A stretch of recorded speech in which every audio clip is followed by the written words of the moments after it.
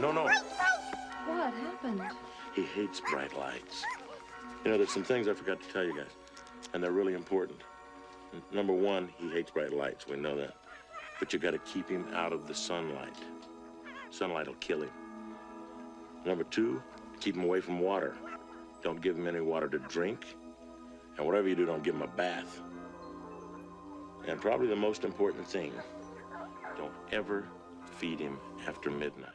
A wise old man once said, with Mogwai comes great responsibility. So we're going to try to be as responsible as possible, but let's be honest, I've got to have some good lighting to make a 10-minute tour, so we're probably going to break that rule. This little Mogwai retails for $109.99 and comes with 1,125 glorious little Mogwai pieces.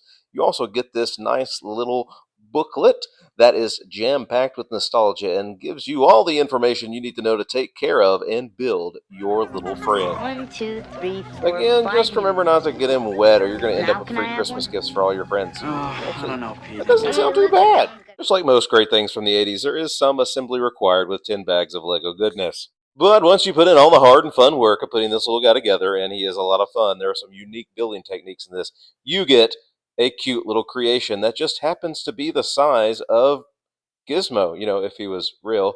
You also get that little fun water accessory to put on his back, even though I told you, don't get him wet.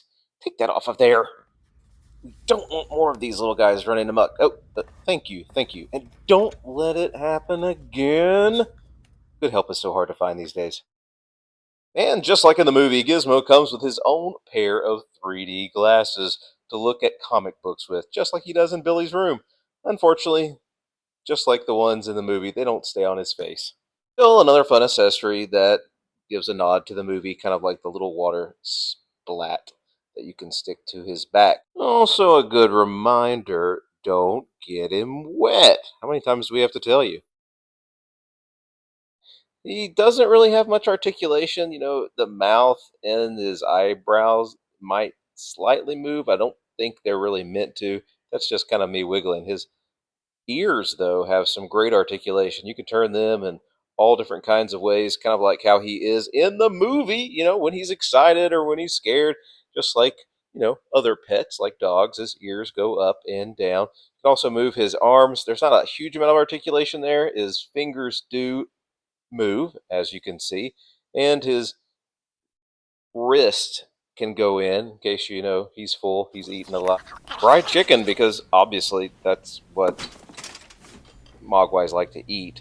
But of course, he didn't eat the fried chicken after midnight. It was way before then because he's not going to turn into a gremlin.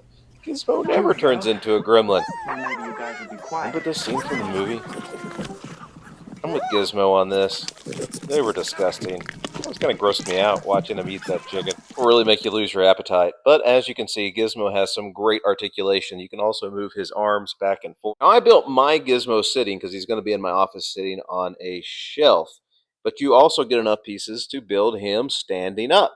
And another part of his articulation is his head does turn back and forth. So if you wanted to stand him and kind of make his head look backwards like he's looking behind him, you could do that. If you decide, like me, to build him sitting, these are all the pieces you'll have left over. A pretty significant amount. Takes a lot more pieces to make someone stand up, I guess. I didn't disassemble mine and build him standing to show him off for you. Sorry. I've got a full-time job and a family. But if you wanted to build him that way, you can, and I think the picture shows it pretty well. Be careful what you expose him to. I can't seem to get mine away from the Lego Game Boy. He just keeps wanting to play Mario Brothers. But anyway, overall, this set was a whole lot of fun to build.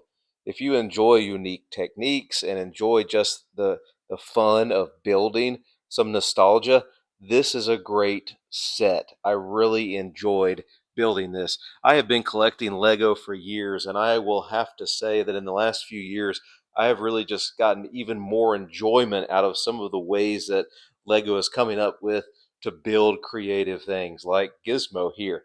He's just a great build.